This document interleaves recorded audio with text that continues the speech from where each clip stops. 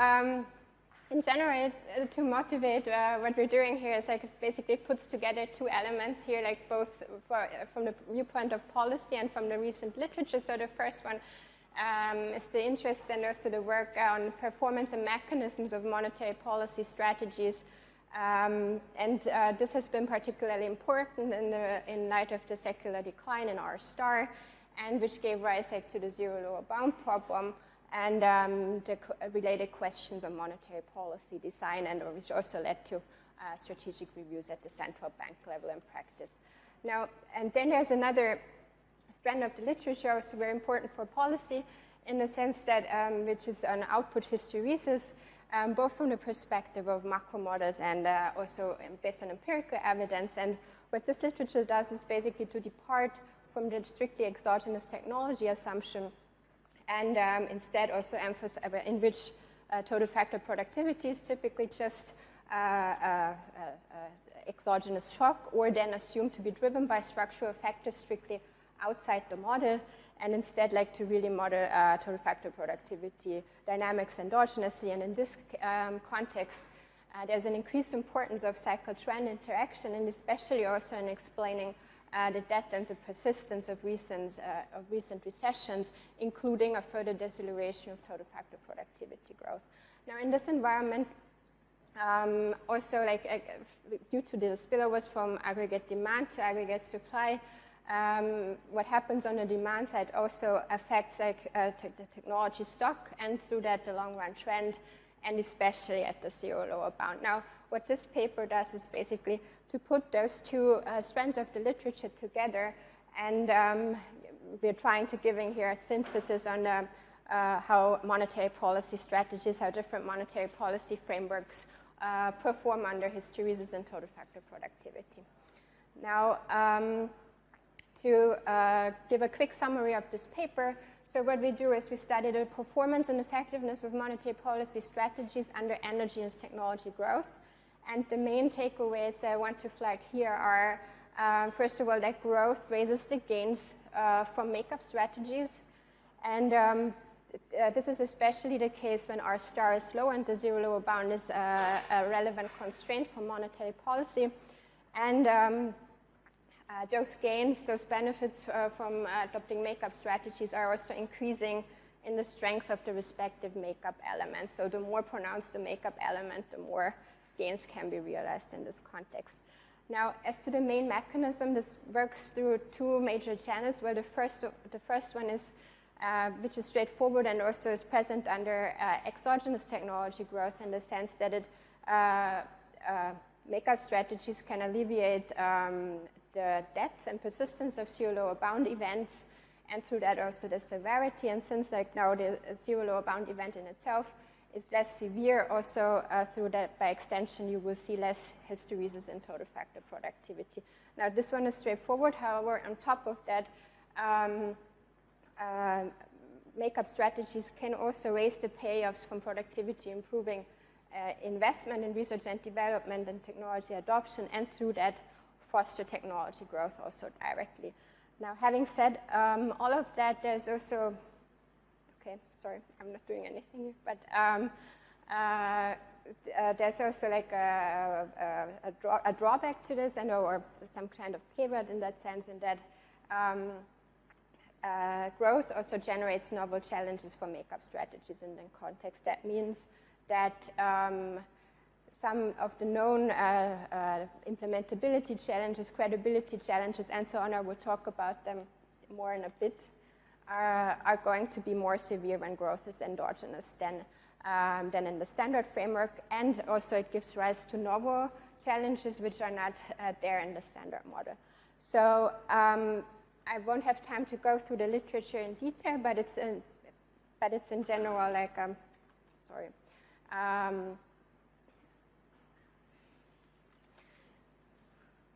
Let's see if it stays. So in general, it's a synthesis of two lines of the literature.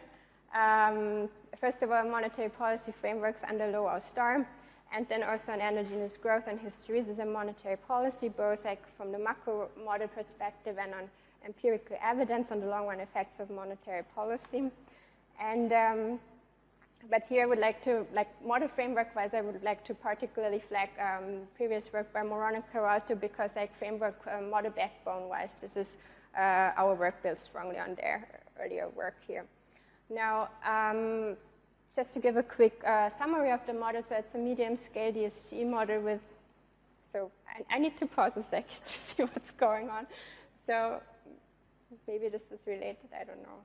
So I'm not pressing anything, but it keeps moving forward. Keep that in mind for the next presentation. Really? Okay.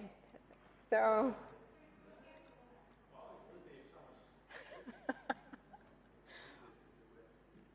Well,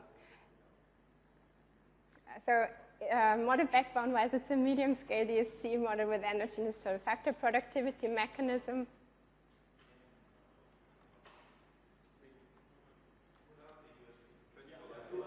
I pull it out, yeah, let's see.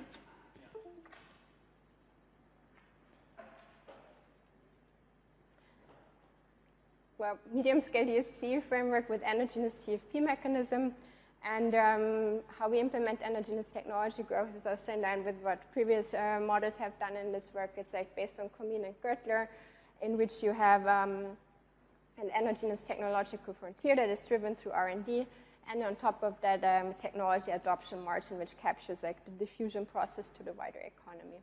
So in other words, it's a very standard DFG model set up with carbon price and wage rigidities and the zero lower bound constraint.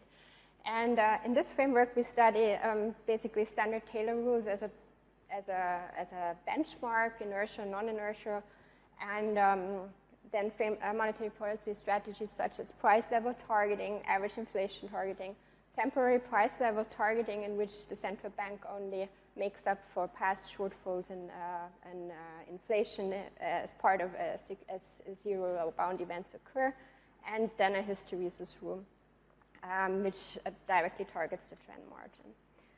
And so for the sake of time, just to quickly go through again, I'm just flagging two main points of the model. First, the endogenous TFP part, and then the makeup strategies part to show how the monetary policy strategies are implemented.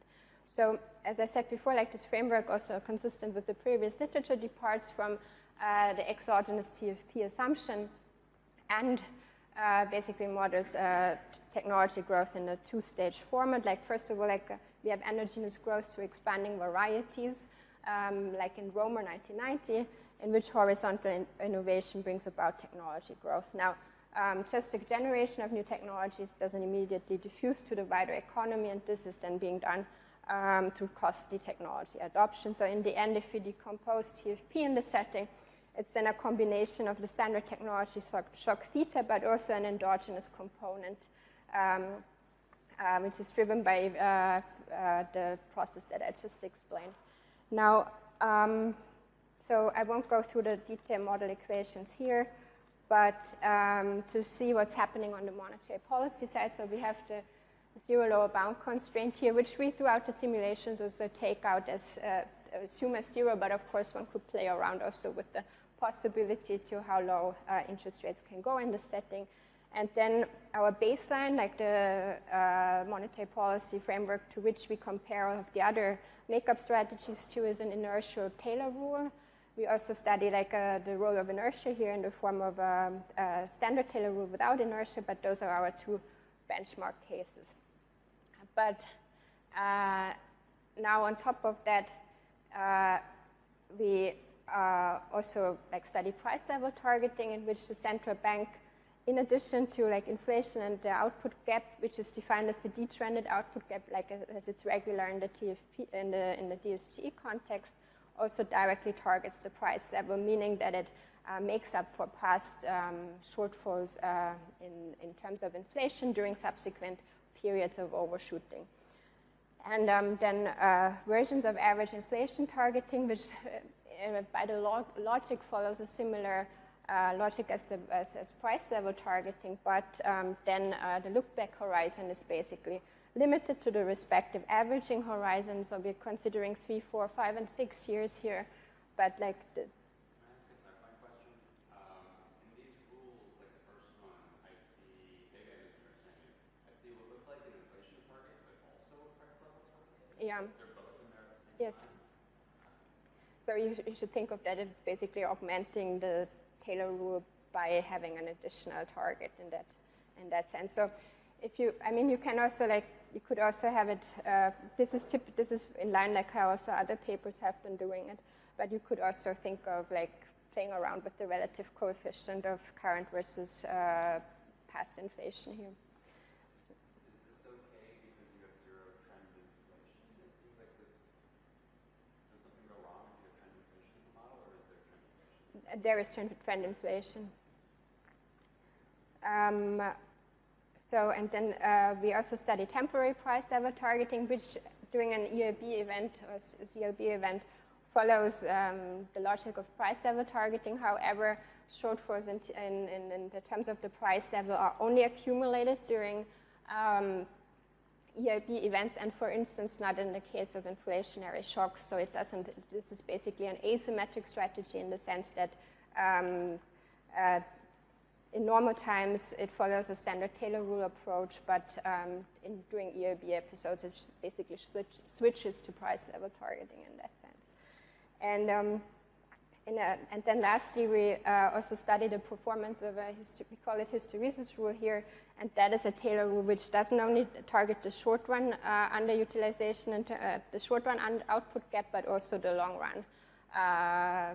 In that sense that it targets total factor productivity, as you can see here. So it also targets the underutilization on the TFP margin directly.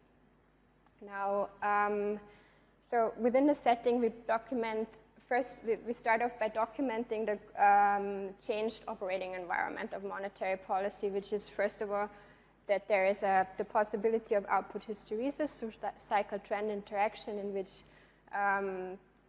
recessions can translate into a permanent decrease in total factor productivity, and in which monetary policy is long-run neutral in the sense that what happens on the monetary policy side also has implications for productivity, improving investment, and for total factor productivity and the long-run trend.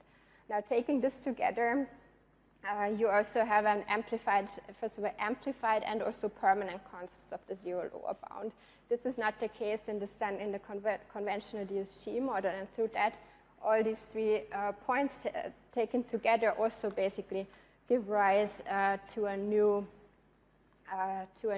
motive to conduct makeup strategies, which is also typically overlooked in the literature, because in doing so, you can alleviate the severity of ZLB events, and through that also cushion the long-run effects of these episodes. Now, due to the sake of time, I'm just pointing out one of those things. It says such nothing new in this framework, but it has been pointed out by previous literature as well. But just to explain the mechanism here once more. So basically, I'm showing here in the gray line a regular, well, not regular, a big recession, but in a linear model without the ZLB, and then one in which the ZLB binds. And as you can see here, first of all, this demand-driven recession translates into not only undershooting of inflation and a persistent undershooting in inflation, but also persistent fall in R&D and technology adoption, which in turn generates permanent TFP effects and permanent level shifts in terms of the trend. Now, if there's the possibility to be constrained by the effective lower bound, you can see that this amplifies both, as it's usual in the literature, the inflation, the shortfall in inflation, but also the drop in aggregate output and in productivity improving investment, as well as the long-term effects on TFP. And now looking into the role of R star in this setting, so our baseline is R star of 1. So if you're in a higher R star environment, maybe the gains from switching to makeup strategies are not that pronounced, but the lower you get, the larger is basically, as it's conventionally also expected in terms of inflation and the standard short run output target to increase, the baseline Taylor rule is subject to increased losses. However, in this case also we also observe a amplification of the trend loss on the TFP margin. And so just to show a bit like for example, what some of the makeup strategies look like in practice. So here is a case of price level targeting, where the blue line is the benchmark Taylor rule inertia with inertia, and the red line shows price level targeting. So again, under this monetary policy strategy, the central bank commits to offsetting any shortfalls in the price level fully. And as you can see here, this also leads, after a zero lower bound event, to pronounced overshooting episode and inflation. And at the same time, it also cushions the shortfall in research and development and technology adoption, as basically also through the expectation channel operating through firm profits and so on, and through that higher payoffs from investing in productivity, improving investment. And importantly, this then translates also in shorter, long run, smaller losses in both the short run output gap, but also in terms of the long run losses in terms of TFP. And we also have AIT of various horizons, but to the extent that the mechanisms are similar as in PLT, I will skip that for now and focus on another rule which directly targets, a hypothetical rule which would directly target also the trend path of aggregate output. And under this strategy, like, the central bank commits to reverting the economy back to its initial long-run trend in the case of the EIB event. And as you can see here, also this strategy is associated with increased period of overshooting in inflation, and also cushions substantially the shortfall on the R&D and technology adoption margin. And I mean, the window here is not long enough, but in the end, like, total factor productivity is reverted to the pre-CEBRA episode, basically. And yeah, like, temporary price level targeting follows a similar logic during the EIB. And now, okay, this is a big table, but I'm just going to focus on the most important points here. So in general, we quantify here the losses which occur under various monetary policy strategies in this context under endogenous growth, like the conventional ones which occur on the inflation margin and also on the output gap margin. But on top of that, which we summarize in a stabilization loss, which is unweighted here, and as well as a mean trend loss, which happens on the TFP margin. And what we see here, in general, makeup strategies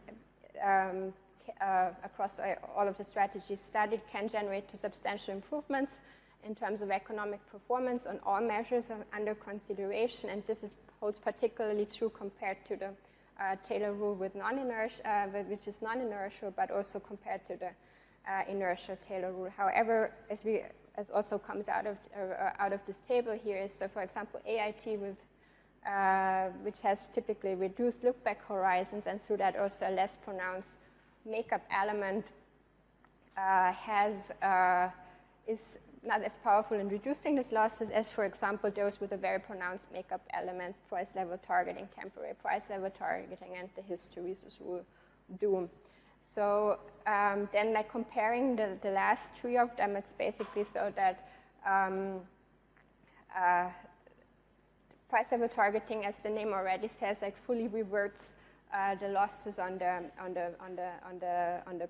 price level margin, but also substantially improves the shortfalls in terms of short and long run output stabilization, whereas then the hysteresis rule fully offsets the trend loss on the TFP margin. So in the end, like, when ranking these rules, it's also a matter how you basically weigh the respective components here. And then, like, the temporary price level targeting framework, the only asymmetric strategy in this setting, also has some benefits in this respect, because it combines the benefits of the standard Taylor rule in normal times, and while at the same time also being subject to the benefits of price level targeting while at the EIB. So this rule performs very, very well in reducing both the stabilization losses, which summarize the short run losses, and also the margin, the trend margin here. So, and so before I wrap up, I'm quickly also going through the challenges for monetary policy frameworks under endogenous growth. So one, which is obvious here in this context, is measurement. Like total factor productivity is not directly observable, or can be estimated, but like that's a clear drawback here. For example, when thinking of the setting up a hysteresis-style Taylor rule, and related also communication issues, because in that sense, traditional frameworks which target inflation-based measures or the price level are easier to realize than, for example, those based on total factor productivity.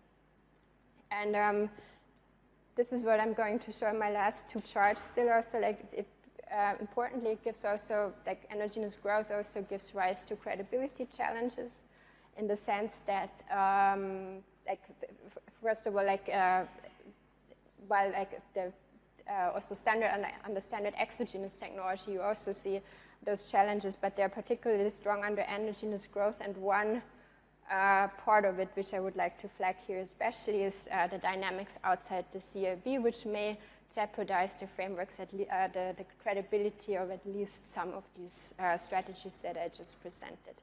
And one of them is like the reaction to inflationary demand pressures outside the CEBRA, and also the response to supply-side shocks. And so this is there are a lot of lines here, but like let me walk you through it. So in general, this is now the response to an inflationary liquidity demand shock, to basically which generates inflationary pressures and moves output and inflation in the same direction. And here, the red line here follows. Shows the standard Taylor rule, or then also temporary price level targeting, because this is how it works outside the CEBRA. And as you can see here, like this framework also generates like substantial increases in TFP in the context of a recession. So there are some long-run output gains realized under the strategy in the case of an expansion.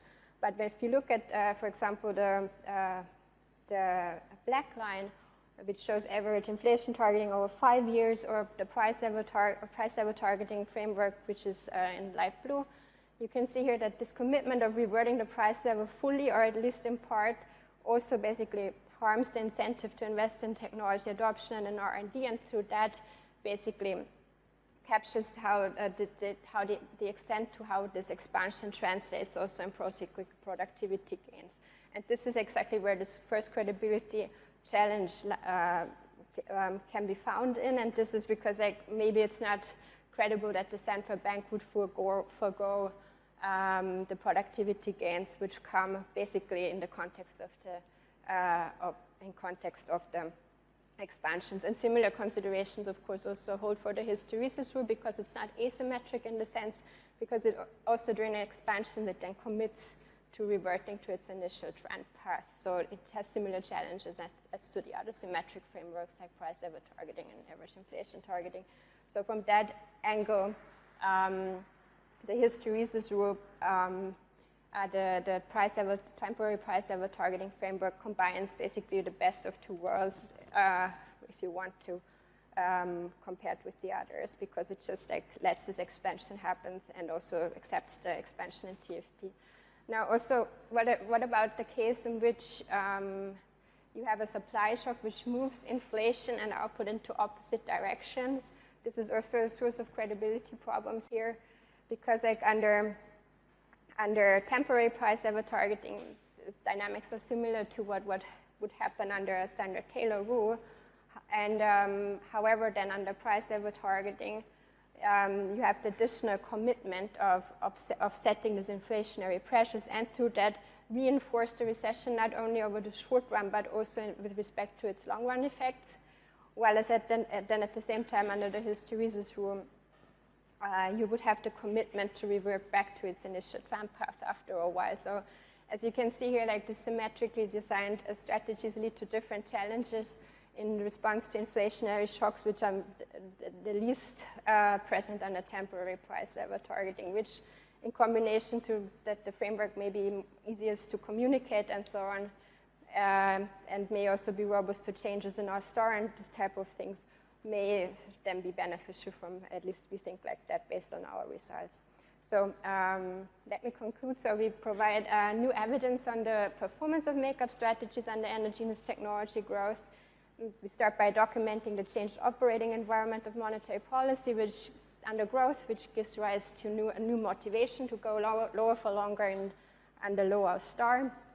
And as we show, like endogenous growth raises the gains from makeup strategies, especially when our star is low and when the makeup strategy has sufficiently strong elements. And through that, we also want to raise that there are also novel challenges for makeup strategies under growth.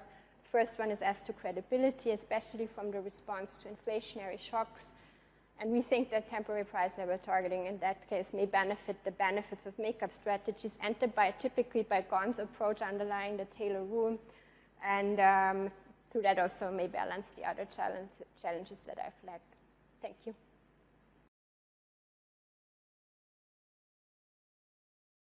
So thank you to the organizers for having me. I'm very excited to be here. This has been a great conference. So I'm from the Cleveland Fed, so the standard disclaimer applies. Okay, so this paper is going to be all about the unemployment rate. So this is an important business cycle variable. There's huge literature researching it. And it also receives pride of place amongst policymakers. So the example I'm going to go with today is the Federal Reserve's Federal Open Market Committee publishes quarterly projections for a small number of macroeconomic variables. So this is called the Summary of Economic Projections, and the unemployment rate is one of those small number of variables. Now, the challenge for research and for policymakers in interpreting the unemployment rate is that we often think there's this slow-moving natural rate or secular trend embedded within the unemployment rate. And so it's common to try to remove this as an independent or separate feature unrelated to the business cycle. So one example that I'm going to pick on today, although this is not the only way to do it, researchers often remove a Hodrick-Prescott trend. Again, the Fed's Federal Open Market Committee says that maximum employment changes over time, independent of monetary factors, and indeed their longer run unemployment projections do change over time. Okay, so I'm just going to start at the top with the main result of the paper. I'm going to try to persuade you all, or at least open you up to the idea that recessions account for the low frequency trend we observe in the US unemployment rate. That it's not some separate independent process, that the low frequency movements in unemployment are business cycle phenomena. Okay, so what I'm going to do then is I'm going to jointly study the unemployment rate along with two labor market flows. So S is going to be the job separation rate, F is going to be the job finding rate. And I'll show you a picture in a few slides, there's a close relationship between the unemployment rate and the job separation rate divided by the sum of the flows. And now being a macroeconomist, I like it when things are linear, so I'm not going to look at these variables directly, I'm going to take logs, and so I'm going to look at the logs of these variables. So the log of the unemployment rate is approximately equal to the log of the separation rate minus the log of the sum. Okay. I'm going to document some low frequency properties. In particular, I'm going to do some unit root tests.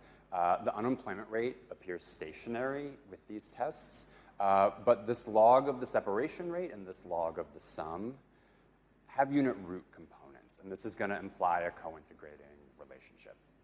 So because there's a co-integrating relationship, I'm going to estimate an error correction model. I'm going to do something a little unusual. I'm going to stick in some dummy variables indicating 1-0 indicators for recessions. So there's going to be some nonlinear feature to the model. And with this nonlinear feature, I'm going to show that recessions can account for the lower frequency movements in the US unemployment rate. And then time permitting, I'm going to do an exercise where I use the estimated model to make a long horizon projection of the unemployment rate, conditional on no future recessions. And what I find is that the US unemployment rate would be projected to fall to roughly 2%. Okay, so some brief connections to the literature. So as I said, it's common to try to remove a natural rate of unemployment. It's not always clear what people mean when they say that, so I'm going to try to be a little more specific. There's this Brookings paper by Crump and co-authors where they actually have two separate concepts. They have what they call the secular trend, which they model and estimate from labor market flows. And then they have NERU, which is going to be inflation related. Everything I'm doing today is about the secular trend. I'm going to have nothing to say about NERU or inflation. Okay.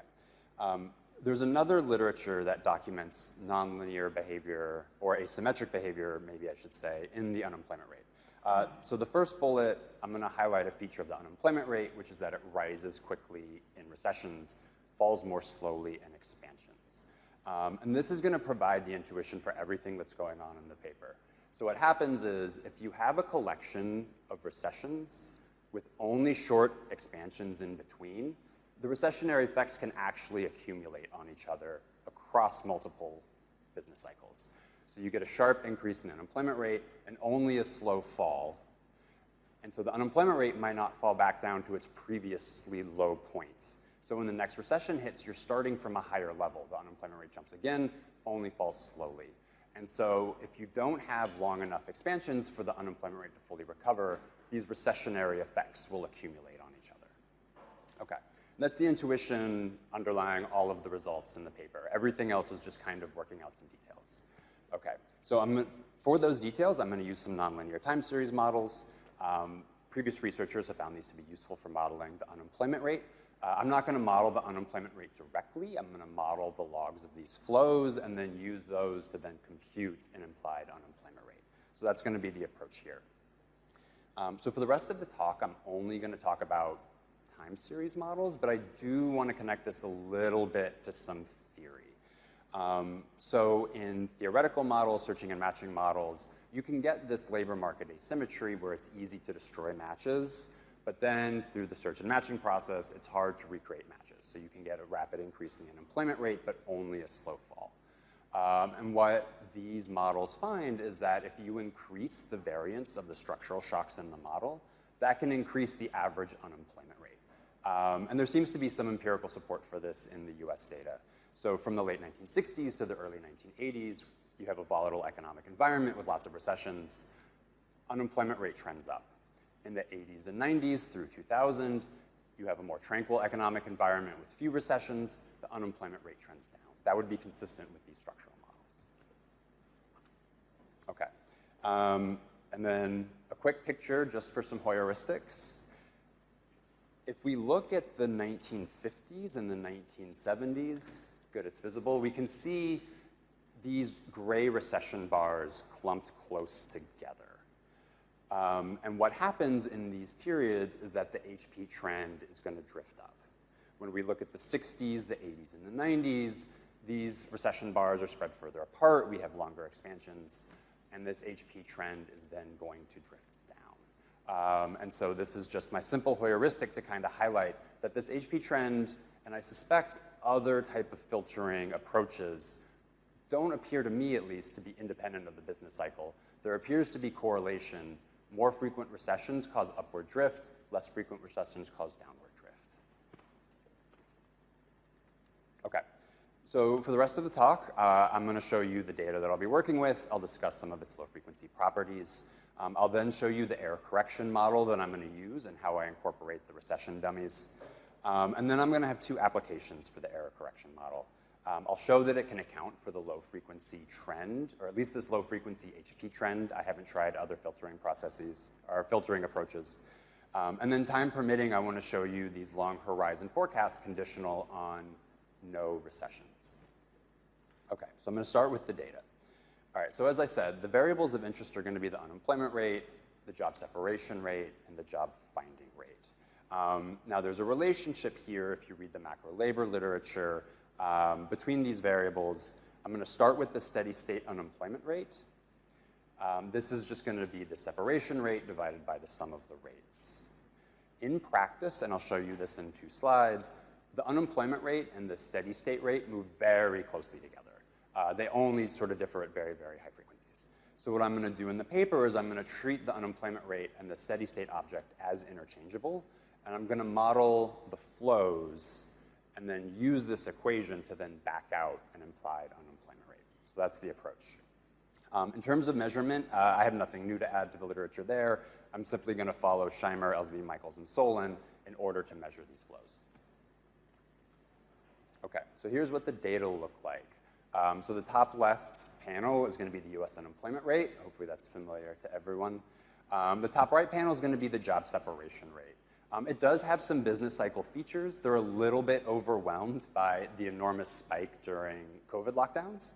But if you squint, you can probably see it usually jumps up briefly in recessions and then falls back down quickly. So it's not very persistent, but there are some business cycle features. What's also noticeable is that there's a longer run trend. So from roughly the mid-1950s through the early 1980s, generally speaking, it drifts up. And then from the mid-1980s down through about 2019, it drifts back down. Okay, so the second rate that I'm interested in is going to be in the bottom left panel. That's the job finding rate. It looks much more cyclical. Its cyclical properties are much more persistent. But it also appears to have a low frequency trend component. So if we look at the long expansion of the 2010s and compare it to the long expansion of the 1960s, we see that the finding rate drifts up throughout both expansions, but the finding rate for the 2010s is shifted down. And so this is a part of this sort of longer run downward drift in this variable. Okay. So I'm not going to model this finding rate directly. I'm going to model the sum of the rates. And the point of showing you this bottom right panel is that the sum of the rates very much look like just the finding rate. And the reason for this is that the finding rate is much larger, if you look at the vertical axes, than the separation rate. So when I add the two together, this sum, you're effectively just getting the finding rate back. So in a few slides, when I discuss some results, I'll be discussing the sum, but mostly in terms of time variation of this finding rate. Okay, and this picture is just to convince you all that this steady state unemployment rate is a reasonable thing to model. It does a good job matching the movements of the unemployment rate. Like I said, there's some higher frequency noise, but I'm interested in business cycle and longer run phenomenon, and there they line up almost exactly.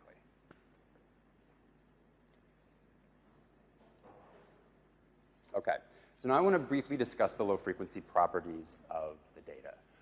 So I'm not the first person to try to model labor market flows and then convert those flows back into an unemployment rate. What people have done previously is they model these flows with typically an unobserved components framework. So there's going to be a stationary business cycle type component, and then there's going to be a separate trend, usually a unit root, although I have seen people use integrated of order 2 processes. And typically these business cycle features are treated as common across the flows, but the trends are modeled as independent. Okay, and this independence is important. I'm going to do something different here. Instead of treating the trends as independent, I'm going to try to model them jointly through an error correction process. Okay. So what's the reason for this? So I test for unit roots, as I said in the introduction. Here I'm using just some details, Mueller and Watson's approach. So the null hypothesis is that each of these variables has a stationary component. The alternative is that there's also an additional unit root component. So I can reject the null for the logs of the flows. So I indeed find evidence of unit roots for the logs of the flows, but I fail to reject for the unemployment rate. So we have to be careful when interpreting these tests. Of course, this is not saying I know for certain the true DGP of the world, but I think it provides reasonable evidence that modeling the trends in these flows jointly is a reasonable thing to do, that independence among these unit root trends of the flows could potentially lead to some problems or misinterpretation. Okay, so this is the data, these are the low frequency properties, and this is the approach I'm going to take. Okay, so now I'm going to turn to my error correction model. All right, so there's going to be 2 blocks to this model. The first block is going to be for the labor market flows. The second block is going to be for the recession dummy variables. So this variable D, it's going to be either a 1-dimensional or 2-dimensional process. It's just going to be 1s and 0s indicating recessions and expansions. So let me talk a little bit about the first block of equations. So this is just one long equation, sort of wrapped around two lines. The first line of the equation is very straightforward. It's just a VAR and first differences of the log of the flows that I'm interested in. What's going to be important here is going to be on the second row. So the first term on the second row is going to be this dummy variable process. Again, it's just ones and zeros with a constant slope coefficient. And so effectively what this is doing is this is allowing for time varying shifts in the intercepts of the VAR model. So it's just ones and zeros. I'm just turning on and off an intercept shifter here. Okay. And then the second process, this alpha 2 in front of the difference of the log of the flows, that's going to be my error correction term. Okay. So that's what's going to enforce the common trend amongst the flows. All right, so as I said, these dummy variables for expansions and recessions are potentially one or two dimensional. I'll talk about that on the next few slides, so I'll get into that. What's going to be important here for the model is that the recessions and expansions, I'm going to have them switching independently of the labor market flows. So the way I've written this bottom equation, it's going to be a delta T on the left-hand side. So you could imagine sticking it in with the left-hand side of the flows block. There's going to be dt minus 1 in levels. That also aligns with one of the elements of the right-hand side of the flows block. So essentially what I'm doing is I have one big system of equations, and this bottom equation, you can just imagine, has a lot of zeros in it. So I could recast this as one big system, but it's just easier to see here as two separate blocks of equations. Okay. So now I want to talk a little bit more about recessions. So for everything I'm going to do today, I'm going to use the NBER's definition of expansions and recessions. Now, that's potentially problematic when studying the unemployment rate, as previous researchers have discussed, because the unemployment rate doesn't necessarily hit its low point or its high point in alignment with these NBER recessions and expansions. So I'm going to follow an approach from Duprass, Nakamura, and Steinson. They have monthly frequency recession indicators based on the troughs and peaks of the unemployment rate that's separate from what the NBER does. Okay, so I'm going to have two potential models, one where I only have the NBER's definition of expansions and recessions, and then I'm going to have a second model where I have both. I'm going to have a dummy variable for the NBER and a dummy variable for Duprass, Nakamura, and Steinson. And I'll explain in just a minute what that gets me. Okay. So here's a picture of what these recession dates look like. The top panel is going to be standard. It's just the familiar NBER. I'm showing it here as blue lines instead of gray shaded regions. So the bottom panel is Duprass, Nakamura, and Steinson. And the important feature I want to point out here is that every NBER recession is contained within a DNS recession. So there are really only three states of the world. We can be in an expansion where both variables are 0. We can be in a DNS recession, but not in an NBER recession, or we can be in both. It's never the case that you're in an NBER recession, but not a DNS recession. Okay. So to ease interpretation of some of the regression results, I'm going to change these DNS recessions. And so this is what the dummy variables are going to look like. So I'm going to go back one slide. The top panel is exactly the same. I'm not doing anything to the NBER dates. I'm only changing the DNS dates. What I'm doing is I'm subtracting the NBER dummies from these DNS dummies. So it's just a change of variables. So we still have three states of the world, but now they're interpreted slightly differently. We can be in expansion. We can be in DNS recession that's not an NBER recession, or we can be in an NBER recession. And this will help interpretation on the next slide. Essentially what we're going to have are the DNS recessions are going to be mild recessions. So for example, if you look at the picture, this includes some jobless recovery periods, like in 1992, 93, 2002, 2003. Or we can be in an NBER recession. Those are going to look like severe recessions. Okay, so here I'm showing you some regression results.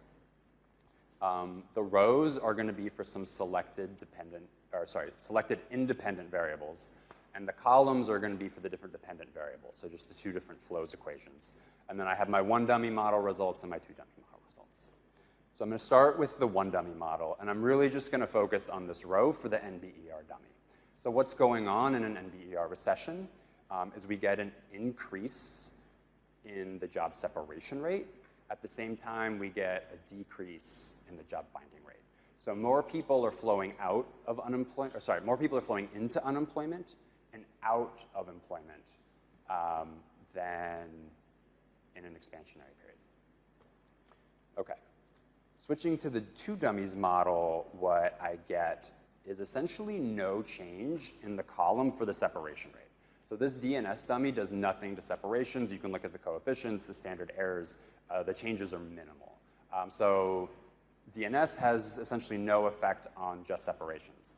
Now, when I look at the sum of the flows, and again, this is primarily driven by this job finding rate, we see there are some changes now. So the NBER recessions look even more severe, so the coefficient gets bigger for the NBER dummy, and now we can see the effects of the Stepras-Nakamura-Steinson dummy. It does lower the finding rate, but it doesn't increase the separation rate. So it looks like what I have here is NBER recessions are severe, the Stepras-Nakamura-Steinson recessions are mild. So these are going to be my two types of recessions in addition to allowing for an expansionary state. Okay.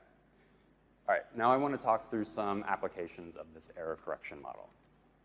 All right, so first I'm going to start by accounting for the low frequency patterns in the unemployment rate.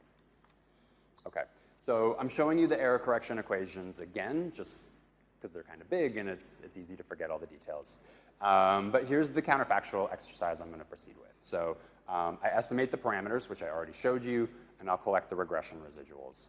I'm going to use the initial conditions and the historical regression residuals for the recessions block to just recreate the historical recessions. So essentially, I'm just taking the historical recessions as the data. I'm going to keep those. I'm then going to feed those historical recessions back into the first block for the flows equations. So I'm shifting these flows with these historical recessions, but I'm going to set now the innovations to that block of equations equal to 0. So all I'm doing is I'm hitting the flows with recessions and expansions, but I'm not allowing any other shocks to the flows. So that's going to be the exercise. That'll let me compute some counterfactual flows from which I can back out a counterfactual unemployment rate. Okay, and so here's what this counterfactual unemployment rate looks like. So in the left panel, the orange line is going to be the counterfactual, the blue line is going to be the actual data. And we see they actually line up surprisingly well. We can account for a huge portion of the variation in the unemployment simply through these expansion recession intercept shifts. Okay, so next what I'm going to do is I'm going to take the unemployment rate actual data, and I'm going to take this counterfactual data, and I'm going to HP filter it just like I showed the HP filter at the beginning of the talk. And what I find is that the counterfactual HP filter trend lines up very, very closely with the actual HP filter trend. So essentially, I get a mild rise in the 50s, I get a mild drop in the 60s, and then the 70s and the early 80s is where a lot of the action is. I can explain all of the increase, and then I can explain all of the drop down to the year 2000. And again, I want to emphasize, I'm going to linger on this result for just a minute. All I've done with this counterfactual is I fed expansion recession dummies into the model. There's nothing else going on. This is entirely accounted for by expansions and recessions. Okay. So in my last few minutes, I want to say something about long horizon forecasts. Okay, so this is a specific application for the Fed. So every quarter, as I said, FOMC participants make longer run projections of a handful of variables. I want to give the definition here. So longer run projections represent each participant's assessment of the rate to which each variable would be expected to converge under appropriate monetary policy and in the absence of further shocks to the economy. And I'm going to really lean on that last phrase. So I really want to think about what it means to say in the absence of further shocks to the economy. And so through the lens of my model, I'm going to interpret that as long horizon forecasts conditional on no recessions. So we're going to be in a permanent expansionary state. That's how I'm interpreting absence of further shocks. Okay, and then there are some details. So the important detail, I'm going to do this over a 30-year horizon. I'm going to do this directly on the flows and then back out an implied unemployment rate. Okay, and so here's a picture of what some of these forecasts will look like given different initial conditions. So the initial conditions I've chosen are the peak of 2 severe recessions, so December 1982, October 2009. Those correspond with the peak of the unemployment rate following those recessions. And then the third one is February 2020. This was right before lockdowns for the COVID-19 pandemic, when the unemployment rate was 3.5%. Okay. And what we see is that starting from this low point, you will eventually converge to 2%. That's where this process is going to flatten out. But it takes a long, long time to get there. So we would need almost 25 more years of expansion, starting in February 2020, to get to this 2% level. So in a sense, this is, I don't know if speculative is the right word, but it's the one I'll go with. In a sense, this is highly speculative. I mean, this would require an expansion much, much longer than ever observed in US history. So what might a reasonable thing, is there a reasonable thing to do here? I mean, I wouldn't advocate that the FOMC pencil in necessarily 2%. If we look at the October 2009 data, what followed 2009 was the longest expansion on record, almost 11 years. So if you follow that orange line down 11 years, that gets you pretty close to the 3.5% we observed at the end of that expansion. And so what the committee might consider doing is saying, well, what would happen if this expansion lasted 2 years longer or 5 years longer? And that gets you down into a neighborhood of about 3%. And so if the committee really wants to take this idea seriously of no further shocks to the economy, it potentially implies long-run unemployment rates less than 3.5%, maybe closer to 3%. Okay. So I'm going to conclude there. The unemployment rate appears stationary, but its flows don't. So I'm going to jointly model the flows as co-integrated. I do this with an error correction model where I allow intercept shifters for recessions. And I show that recessions can account for essentially all of the low-frequency movements in the unemployment rate. And then if we want to go a little crazy and make super long-run projections consistent with no recessions, I claim that the unemployment rate could potentially fall as low as 2%.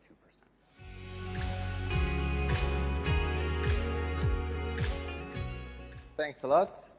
So this is joint work with my colleagues Francesco Furlanetto and Ørjan Robstad in Norges Bank, as well as Antoine Lepetit at the Fed Board and Juan Rubio-Ramirez at Emory University. In macroeconomics, one of the most common assumptions is the independence assumption. It states that the natural level of unemployment and also potential output is independent of monetary policy and also of demand factors in general. So Blanchard labeled this the independence assumption, and it has it embodies the thinking and the models used by central banks, and it has been the basis of the inflation targeting framework. But of course, this assumption has been challenged by theories of hysteresis, starting with Blanchard and Summers in the 1980s, where they observed what Kurt was talking about here, that after a recession, when unemployment rose in Europe, it didn't drop back to the pre-recession level, but it stayed at higher levels. But then came the Great Moderation, which was seen by many as evidence for the independence assumption. And a lot of research in hysteresis largely disappeared. But then after the Great Recession, there has been much more focus on the topic again. And Larry Summers, he has looked at this plot that shows the red line here is output in the US, while the other lines are estimates from the CBO on potential output at different points in time. And what happened after the crisis was that the CBO revised down their estimates for potential output several times. So Summers argued that this is evidence of hysteresis. It shows that the crisis caused long-term output, long-term level of output to be lower. While others have argued that this is not the case, that TFP growth started to decline already before the crisis, and that estimates of potential output was overestimated. So the debate on the empirical relevance of hysteresis effects is still not settled. The independence assumption has also been used in empirical work, notably by Blanchard and Qua. In 1989, they used the assumption to distinguish between demand and supply shocks. So they imposed a zero long-run restriction on one of the shocks in their model, and they labeled this a demand shock, because the assumption is that demand kind of have an influence on output in the long term. While the other shock, which is allowed to affect output in the long term, they labeled it a supply shock. But then the same Blanchard 30 years later, in a comment to a paper by Gornichenko and Yulat and Quabion, he said that he kind of criticized this approach, saying that there might be supply shocks which only have temporary effects, and there might be demand shocks which have permanent effects through hysteresis. So what we do is that we open up for these two types of shocks. So in addition to having a demand shock with only a zero effect on output in the long run, we open up for the possibility that there might be demand shocks that have long-run effect on outputs. And we also open up for having one supply shock that has only a temporary effect on output. And if we can identify demand shocks that have permanent effects on output, we can determine to what extent these shocks drive the long-run level of output. And that tells us something about the empirical relevance of hysteresis. So what we do is that we combine sign restrictions in the short term with the zero restrictions in the long term, using a framework that has been developed by Arias, Rubio-Ramirez, and Wegener. So yeah, we have two types of demand shocks. One where we impose a zero restriction on output in the long run, and one where we allow the shock to have a permanent effect on output, although we do not impose it. And then we have these two types of supply shock, one where we impose a zero restriction on output in the long term, and one where we allow for permanent effects. So this is our simple VER model. It's estimated on US data from 1983 to 2019. We chose this sample in order to have a quite homogeneous sample, as VERs with long-run restrictions are known to be quite sensitive to structural breaks in the data.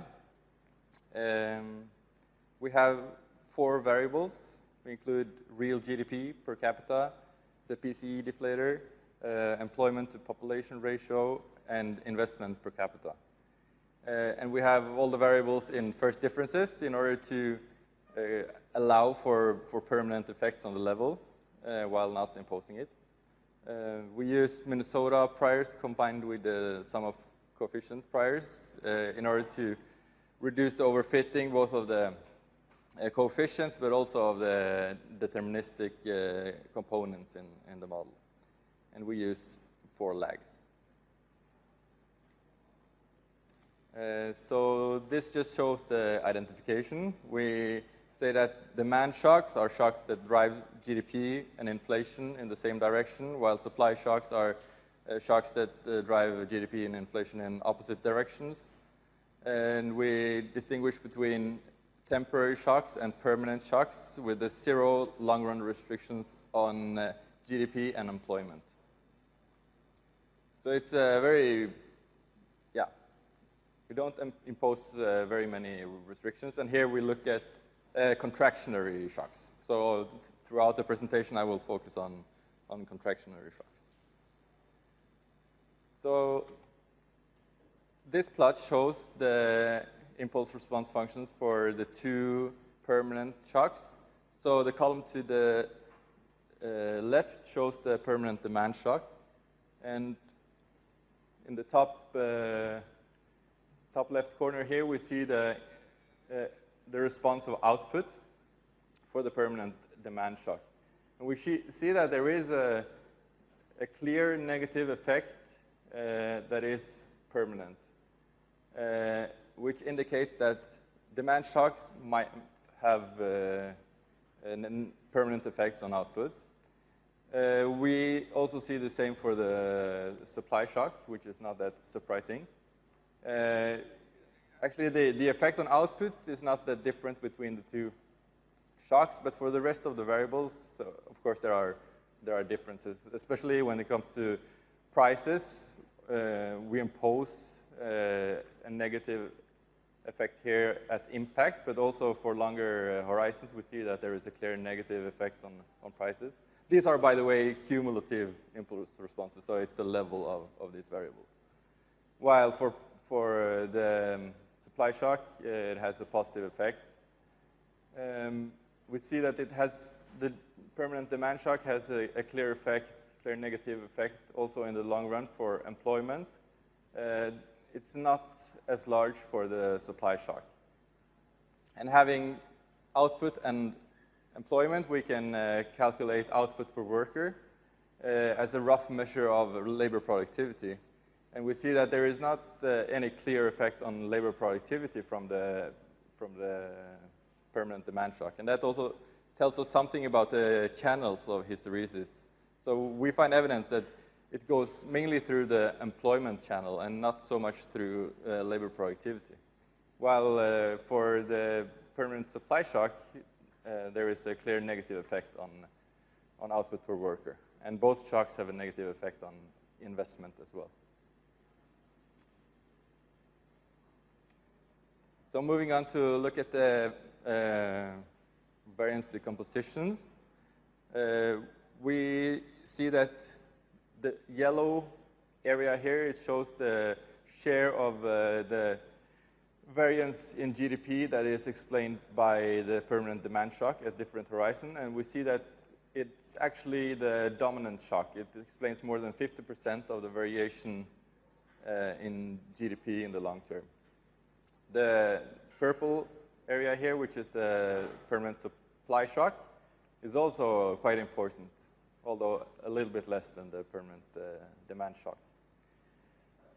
Looking at employment, this permanent demand shock seems to be the dominant shock, while looking at output per worker, it's the case that the supply shock is the shock that explains most of the variation.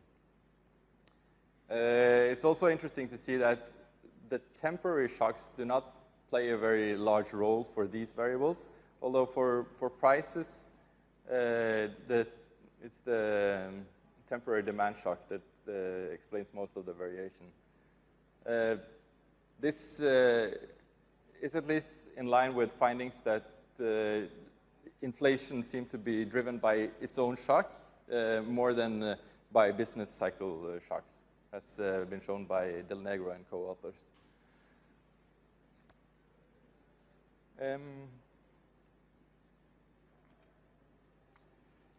This plot shows the historical decomposition of output growth over time. One striking thing here is that during the recessions, the permanent demand shocks seems to be the dominating shocks, both during the 91, 92 recession here and 2001 and during the financial crisis here.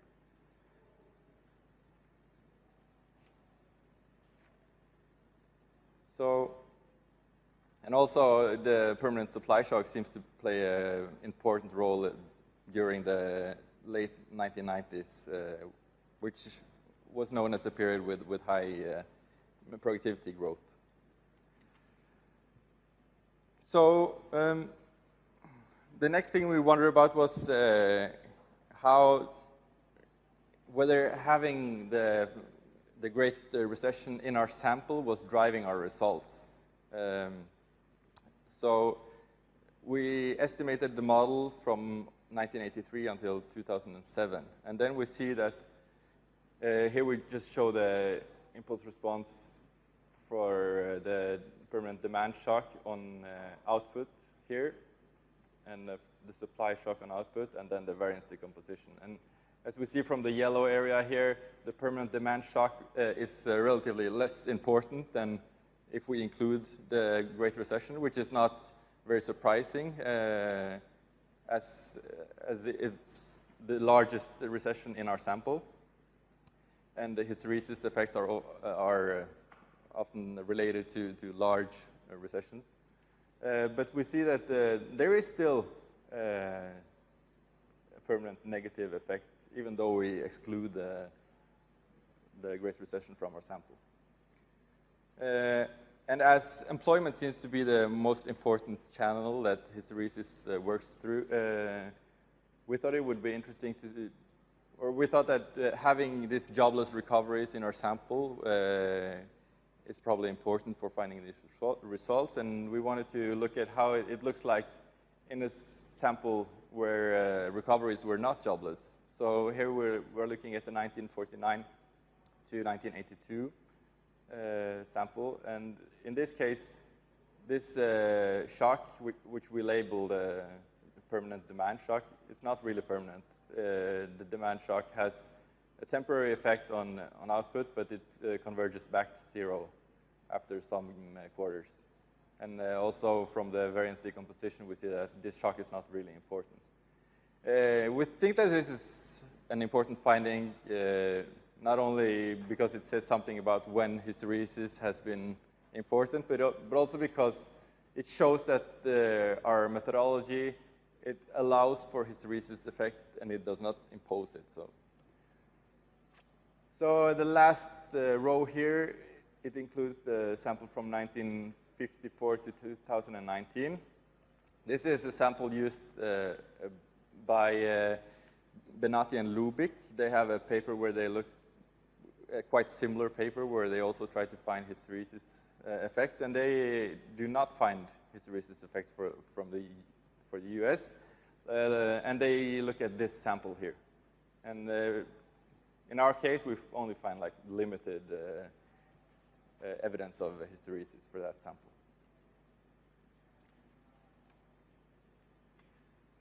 And then we want to move on to look at the channels for hysteresis. We already have seen that it seems to go mainly through employment and not so much through labor productivity. Because it must be one of the two. If output goes down, it must be either because the use of labor is lower or because the labor productivity is lower. So literature has focused on both. So there's theory as to how skill depreciation can lead people to become less employable, kind of. So the longer you are unemployed, the harder it is for you to find a new job. And also you can get discouraged and leave the labor market, so that the participation rate drops. Yeah, people have also focused on how lower investment in R&D can reduce in lower TFP growth. And also there might be compositional effects which go the other way around, because during a recession, less productive workers might be the first one to be laid off, and that might increase labor productivity. Also, the least productive firms can be the ones that go out of business. So what we do to investigate this channel is that we have several variables of interest that we want to look at how these are affected by these permanent demand shocks. We could, of course, put these extra variables into our VAR, but that would increase the number of parameters to be estimated and have larger uncertainty around the IRFs. So instead, we estimate these ARDL models where we estimate the variable of interest on the identified shocks from our models, as well as lag of the variable itself. And we use that to compute the IRFs. So we start by looking at some labor market variables. First, we look at so this shows both the permanent demand shock and the permanent supply shock. So we start by looking at the unemployment rate. We see that there is a clear positive effect on the unemployment rate, and it seems to be quite persistent. The same actually seems to be the case for the supply shock. And then we have long-term unemployment as a percent of total unemployment, and we also see that there is a clear increase in long-term unemployment. And we also see for the participation rate that the participation rate gradually decreases. So it seems to be both a story of higher unemployment and that people exit or they kind of give up finding a new job, or at least they exit the labor market, so that we get a lower participation rate. We also find that applications for disability pension goes up after a permanent demand shock, and also disability insurance awards. And this is not the case for the permanent supply shock. Neither the disability applications or the participation rate seems to be affected.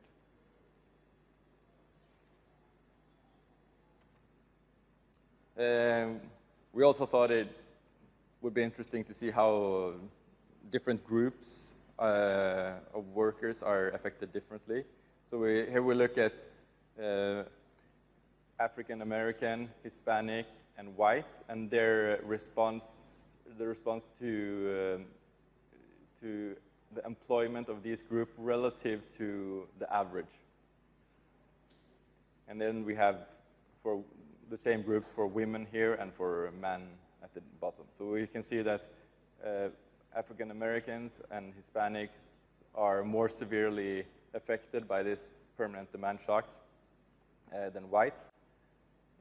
For men and women, there seems to be a stronger effect on male employment in the beginning, but conditional on race, there is not such a big difference in the end of the estimation period here.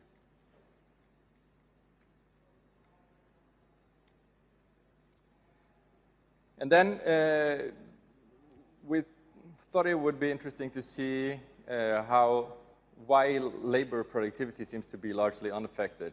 And we find that this is a result of opposing forces here. So what we do is that we use the method by John Fernald to decompose labor productivity into capital intensity, labor quality, the utilization rate, and TFP. And we can see that capital intensity increases as people are laid off quickly, while it takes time from the drop in investment has an effect on capital.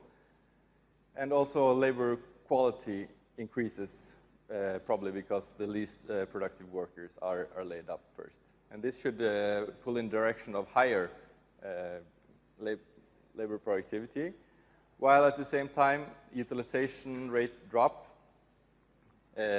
pulling in the opposite direction. So we think that these are kind of offsetting effects. We can also see TFP gradually, at least it seems to be a gradual decrease in TFP over time.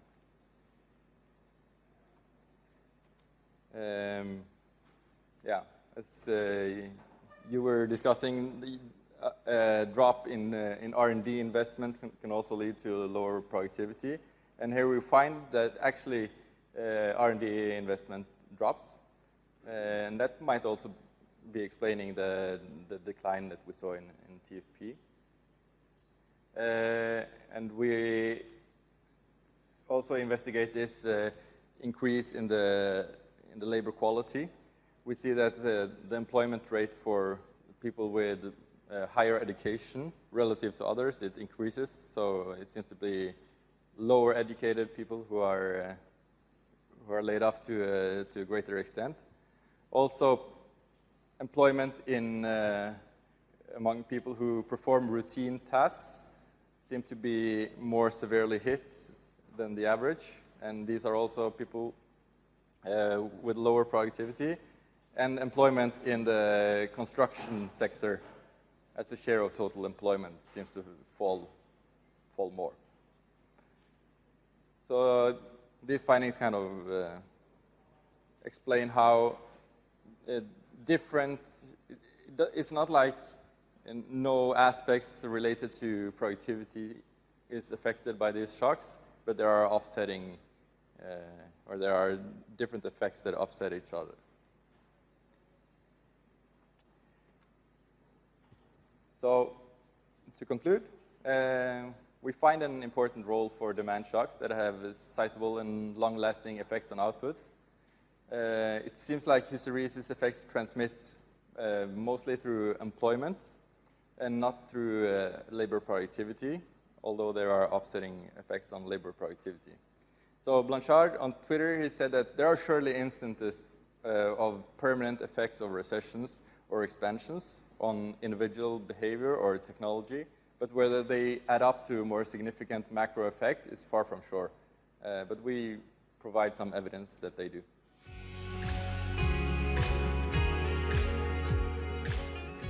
Thank you so much. I guess we have till 8 before we can finish the session, so I'll take my time. This is joint work with Sanjay Singh, my colleague at Davis, and Alan Taylor, my colleague at Davis as well. Given the things I'm about to say, it's probably best that I reveal up front that these are my opinions and not those of the institution that I work for, which is the Federal Reserve Bank of San Francisco. I think the better title for this paper would be The Lasting Effects of Monetary Policy. But here we go. The question that we ask is a rather fundamental one, is whether money is neutral. At least since David Hume in the 1700s, there's been strong support for the idea that money cannot be used to stimulate growth in the economy. It can be used to smooth down the business cycle, but not to generate any type of growth. And some of the presentations in this session have already teed up some of the arguments that we will try to make in this paper. And we're going to provide a small counterpoint. We're not going to say that you can stimulate growth so much as that sometimes monetary policy can have effects that last several years. And so those are not costs to sniff at. And some of the channels that you could imagine have been discussed in the previous paper, for example, and in Michaela's paper, they could go through channels like reduced R&D spending that later on generates lower productivity, labor scarring, and other features. I should say up front that I'm going to be discussing the effects of monetary policy shocks, not so much business cycle effects. So those could be present as well, but those are separate from what I'd like to discuss. I say this especially in the case of a European audience where I think you're familiar with sort of the work of Blanchard in that respect. And so in order to tackle this question, we're going to use three legs to a stool. Question number one, or leg number one of the stool, requires that we recognize that when you study phenomena that lasts more than a few periods, that's somewhat low frequency, then you need longer time series. And so we're going to use a longer time series going back in time to the beginning of the 20th century. And we're going to use a cross-section of countries. The second leg of the stool is going to be about identification. And identification requires that we come up with a measure of monetary shocks that's useful or representative for each of the countries in our sample and across different eras. And the way we're going to approach this is to use the trilemma of international finance. And we're going to justify our choices theoretically as well as empirically. And the third leg of the stool is to use methods that are better designed to deal with phenomena that last more than a few periods. And what I mean by this is that short lag vector order regressions have a feature that they usually want the data to revert back to their unconditional means relatively quickly. So almost by construction, you're going to generate relatively short-lived dynamics if you specify a short lag VAR. And so we're going to use local projections to circumvent that problem. And once we finish our analysis with those three legs, what we're going to try to do is provide some rationale, theoretically, as to how you could reconcile the empirical results that we see with what features of a model, of a standard model, could generate similar features theoretically. So that's kind of the map of the paper. Now, it probably doesn't need to be said in this audience that these are obviously important problems, especially in the current context in which many economies are considering raising rates. And I think there is quite a bit of pressure to do so quickly because inflation is relatively high, at least in the context of the last 30 years or so. But that doesn't come without any costs. And it was interesting yesterday that in the panel, the word labor markets or unemployment was never said. But obviously, controlling inflation has welfare costs.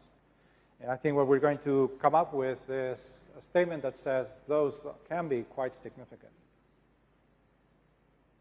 This is not to say that we're going to say anything about optimal policy. We're just going to say these are costs that may be present and should be taken into consideration. So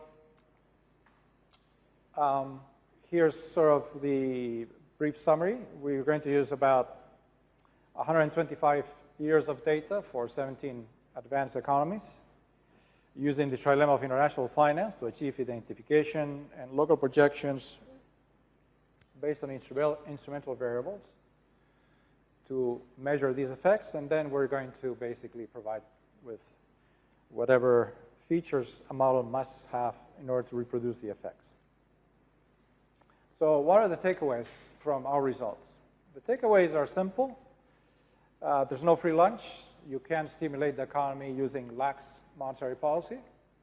Going the other way, asymmetry is an important feature of the data, meaning that when the Federal Reserve or the ECB or the Bank of Japan or any other country pursues relatively tight monetary policy, that can have effects that can show up several years later.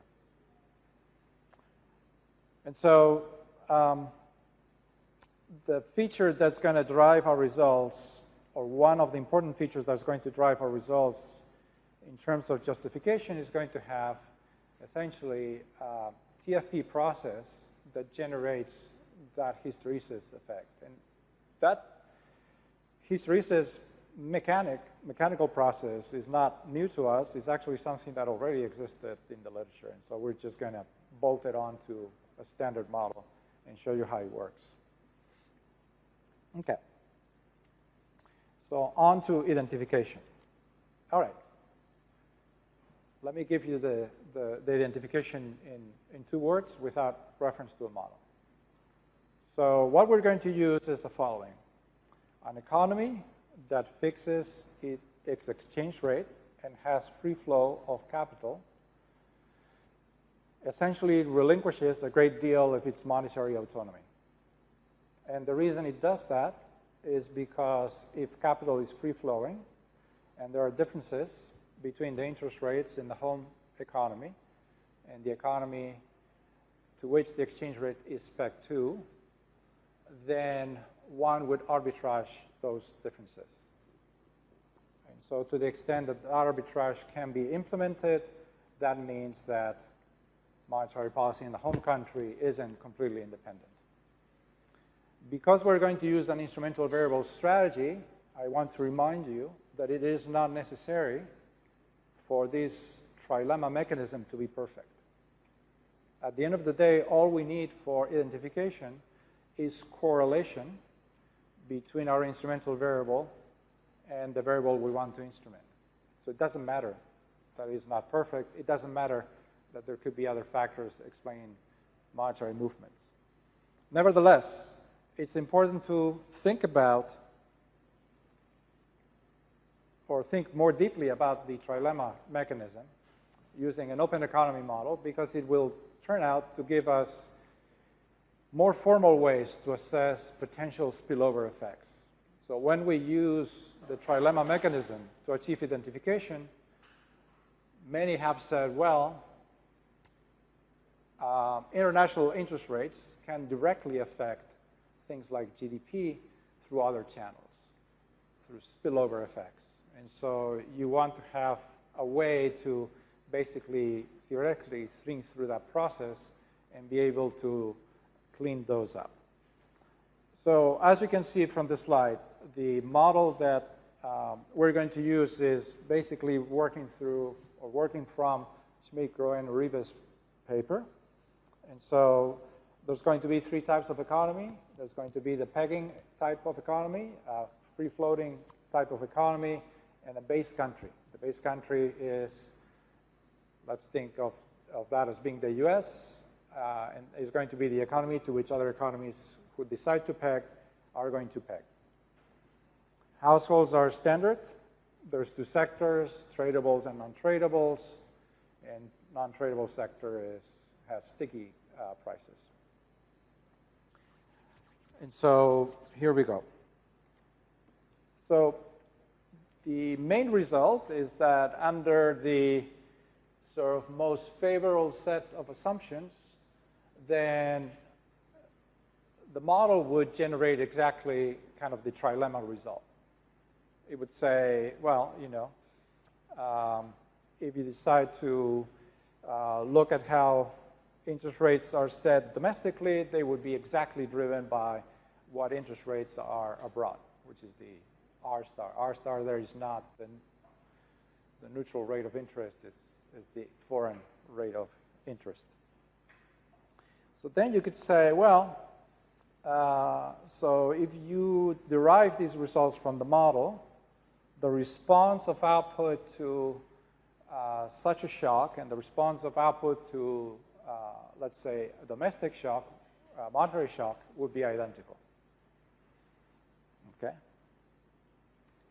So you might say, well, okay, in reality, we have things like dirty floats or soft pegs, whichever way you like, where the correlation might not be so clean as it is in the model. And as I said, because this is an instrumental variable, correlation is all we need, so that's not really a problem. You could also say, well, you know, tradable goods in your economy are basically endowed, and so, but those are clearly endogenously determined in a real setting, and so that's fair enough, and we'll see how that affects our results. You know, the way we calculate GDP in terms of tradables and tradables could vary over time. Fair enough. We'll deal with that. You know, there could be some feedback to producer inflation in domestic policy rule. Fair enough. We'll deal with that. And there could be spillovers, meaning that the international interest rate could be affecting the domestic rates. Domestic economy through other channels other than the domestic rates. Fair enough, we'll look into that. So, for example, Jordi Galí and Monticelli have another model in which we can easily consider export demand dependence on the foreign interest rate, which would be a direct channel by which you could see effects of the foreign interest rate into the domestic economy. And so what does that do to our results? Well, going back to our equivalence between how the economy responds to a domestic monetary shock versus an international interest rate shock, all it would do is it would add this correction factor that I have here in blue. And again, because all we care about is correlation, not that the channel is one-to-one, then this would be completely fine. All right, so how do we implement the lessons from this model into the data. So again, we're going to have three subpopulations: bases, pegs, and floats. There's nothing we can say about floats. So the floating economies, in a sense, are going to be economies from which we don't learn in this process. We learn from the peg economies. We're going to use an index of openness by Quinn, Schindler, and Toyota. I will say up front that in our sample, basically all economies that we deal with are open almost all the time, with a little bit of an exception after World War II. But even then, this index is pretty high. It's usually around 0.7, 0.8. Even in the weakest cases, usually it's around 1. Then we're going to have an indicator that takes the value of 1 if an economy was a peg 2 years running. And the idea to use 2 years running is to remove any, what's the word I want? Any opportunistic pegging. So an economy that finds switching back and forth from pegging to floating in an opportunistic manner. It turns out that in our sample, because we're dealing with advanced economies as opposed to emerging economies, remaining as a peg is something that has an average duration of about 25 years, which is a lot longer than you see, for example, in the work of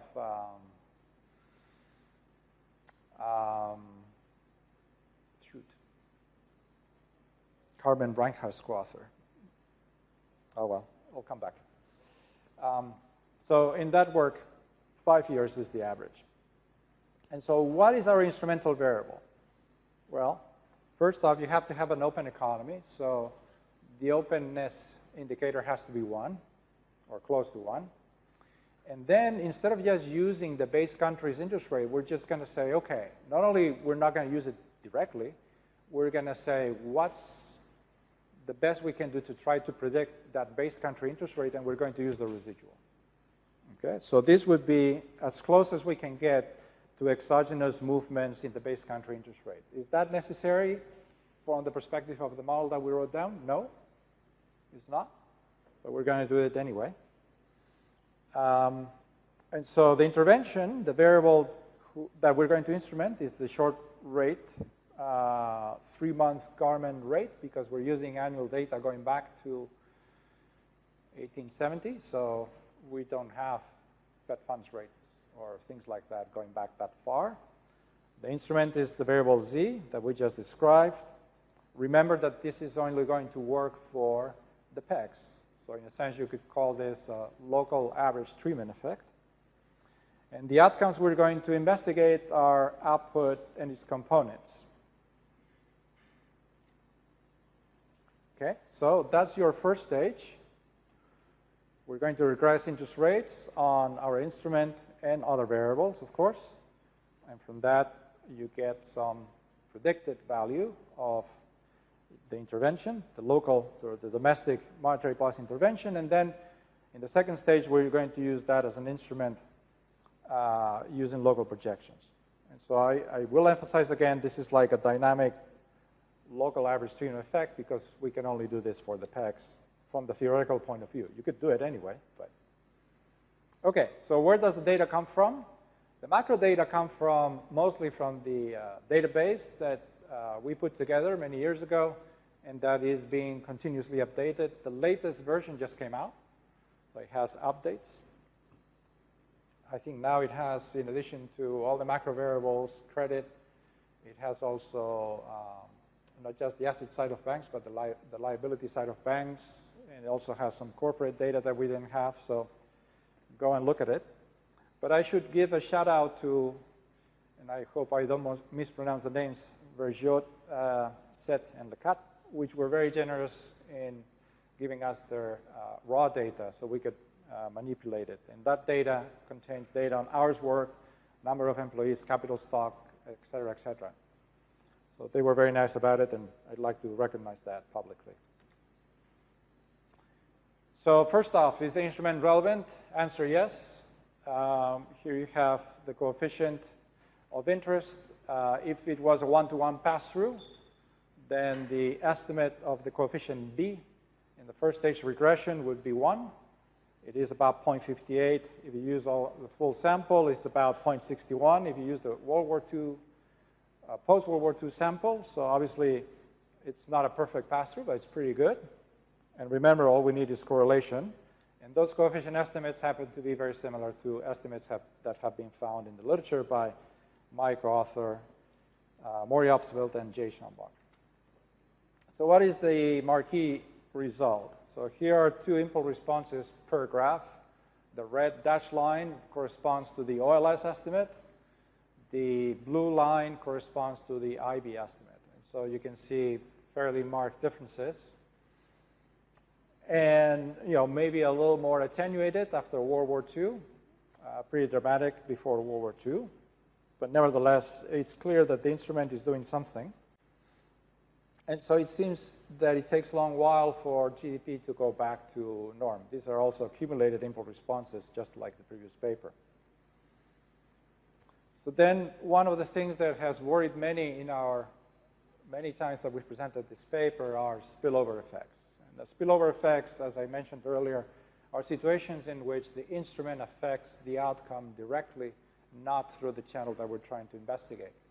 And so to allow for that, we're going to use a control function approach, and we're going to use the theory that comes from trying to justify the trilemma.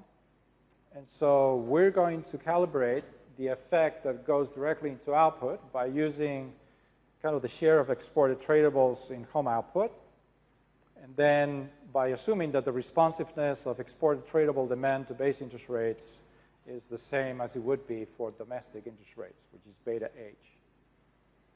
And therefore, we're going to estimate the local projection by instrumental variables, but by allowing that spillover effect to be bounded by this value between 0 and 0.3 that the theory tells us makes sense. So the minty region there, the green one, gives you that interval. That's what the impulse response would look like if you allow for spillover effects. So what that tells you is that, yes, perhaps the IV local projection is a little too dramatic, so it would be brought up a little bit, but not so much that it would essentially coincide with the one you would get with least squares. And it's still the case that it's a fair amount of persistence in how slow GDP seems to recover after a monetary shock. Are there other factors that could affect these results? Of course. So, you could exclude the Great Recession. You could look for structural breaks.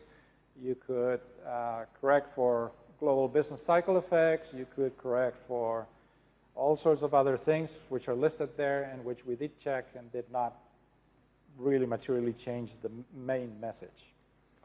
So then the question you might ask, and this relates directly to the previous papers presented, is, well, which way did this work? And this is where the data from the Banque de France came in very handy. And so what we did here was decompose the decline in output that we find in response to a monetary shock into its labor, capital, and TFP components. And what you see in this decomposition is that it's not really the labor component. The one that seems to drag the recovery of output is mostly the decline in capital and the decline in total factor productivity. And so that was sort of new to us and somewhat eye-opening. So then we said, okay, let's look at the asymmetry issue. As you can see here, it's very marked. When you do expansionary monetary policy, you don't see much of an effect, either with OLS or local projections, but you see a very stark effect with contractionary monetary policy, and you see the same patterns when you look at the decomposition. So that's fairly similar as well. I'm not going to show it to you. Okay, so here's what we did. We sort of pasted a hysteresis feature to productivity growth onto an otherwise standard model. So Christiane Ackermann Evans, Smets and Bouters, you name it. And so that expression there tells you how that mechanism is brought in. So usually we would assume that productivity grows at a constant rate mu. Now we're going to assume that it grows at a constant rate mu plus deviations of output from potential. And how much that results in changes in productivity is moderated by the parameter eta. So we estimate the parameter eta as a function of our impulse responses using minimum distance. And so if we use the full sample, we get an estimate of that elasticity, which is 0.25, which is tantalizingly close to the estimate that DeLong and Summers got in their paper. If we use the post-World War II sample, that elasticity is, if anything, a little higher. And so if you go through the motions and you say, well, what does a sticky price New Keynesian model with long-run neutrality look like? What does the response look like for a 100 basis point monetary shock when eta is 0? Well, this is what I think we're all used to seeing. Output declines by some amount, but it recovers after a certain period of time and returns back to steady state. The capital stock declines by a smaller amount and also returns to steady state, albeit perhaps a little slower. But of course, nothing happens to TFP. If you add hysteresis, then obviously you get a much more dramatic effect on output. You see the capital stock declining in a similar fashion to the empirical impulse responses that I showed you, and you also see the decline in TFP. But of course, one of the features of our analysis is that there's a fair amount of asymmetry. Nothing seems to have happened when you lower interest rates. All the action seems to happen when you raise interest rates. And so what feature would give you kind of the previous result, but only for contractionary monetary policy? Well, what about downward nominal wage rigidity? And so that's what we added here. And so now the dashed red line shows you what happens in an expansionary shock, pretty much nothing.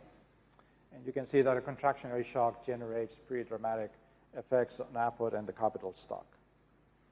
So since I know this is the fourth paper and you're completely exhausted and you're ready to have a cocktail out in town, let me finish. So our paper says many things, but there are many things it does not say. It does not say anything about optimal monetary policy. It does not say that we shouldn't fight inflation.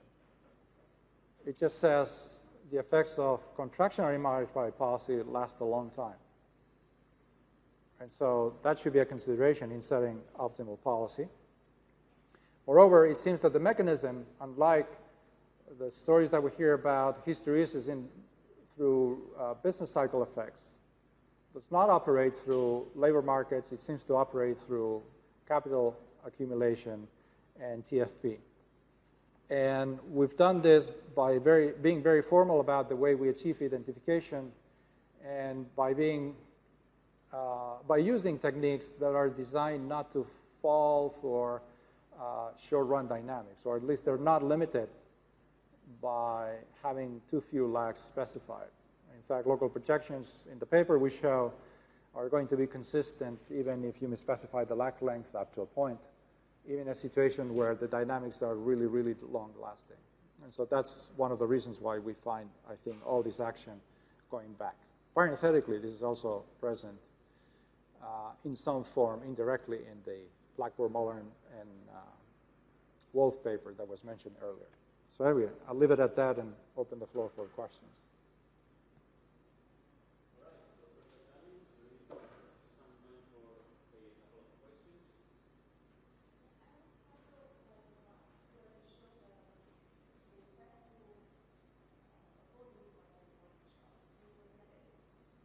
Sorry,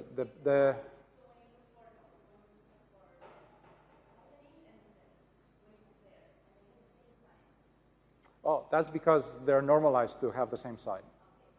Yeah. So that you can compare them. Otherwise, it's harder to compare. Well, then I'm going to ask a question. Marisi was about to ask a question, I think. No? He knows better. Yeah. Do we see the financial decomposition with TFP capital stock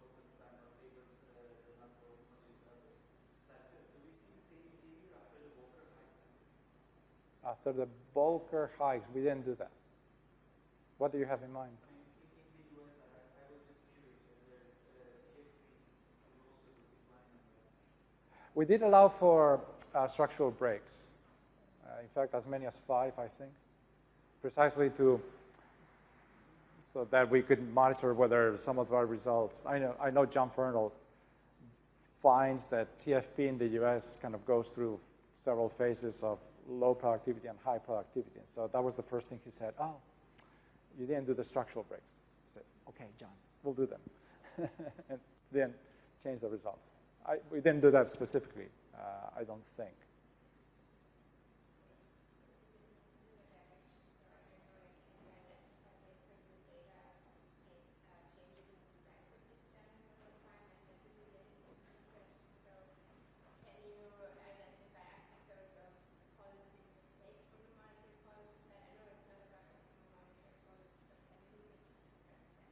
Well, so remember, these are, again, our paper is silent about optimal policy. And so we say nothing about policy mistakes. This is just a statement of the cost. So we could write another paper where we basically go through what would be optimal policy given this, but we haven't done that yet. Absolutely. That's a natural next step. Yeah. I believe you have covered much cleaner, but it came to my mind, and I don't know what it's exactly on the right-hand side. Can you use, like, how the Ørjan I could use what? Oh, yeah, we did. So, so what's interesting about the Roman shock is it gives you a decline of output that sort of seems to come back. And that happens to be where the Romers cut the impulse response. And then we kept it running, and then it comes down again. So if you actually show an impulse response over more periods, you'd see not quite exactly the same pattern, but you see kind of this, there's a decline, there's a pickup, the Romers stop there, say, okay, well, we're done, it's coming back up. But then it just starts declining right away, and then declines even more than initially. It is almost the same, yeah. Yeah, so that's why I think it's complicated to, when you're used to kind of BAR thinking, all the dynamics are piled in the front. And then everything kind of goes back to the unconditional mean, and then you're done. Whereas we're saying, hugely dangerous to ignore things that happen much more in the tail of the periods. Yeah, so my question is, some of your results, even though with a very different approach and methodology, somehow consistent with other results from, for instance, Nakamura and Svensson, showing that monetary policy shocks may have effects on long-run output expectation of long-run growth. And of course, even for that result, one possible explanation is what you are suggesting, hysteresis, but the potential other explanation is based on some information available to the central bank about future productivity, and so on. So I was wondering if there is something that can, if you have done something, or if there's something can be done also with historical data. Yes, that's the problem with historical data. I think that's perfectly valid story. We're very careful to say that our hysteresis mechanism is clearly reduced form, is not generated from first principles. And I think Google Trends doesn't go far back enough to answer those questions. Yes, I don't have an answer. I don't know if that could possibly be an explanation. I mean, the explanation we usually use is, how do you think about why hysteresis is generated? And we say, well, okay. One story could be in recessions, R&D departments are basically closed down because you're trying to reduce costs, and R&D is a slow-moving process that generates productivity gains down the line. So when those labs are closed, maybe that's what it is, but that's just a story. We have no idea what it is. So that also, I think, deserves a little bit of research.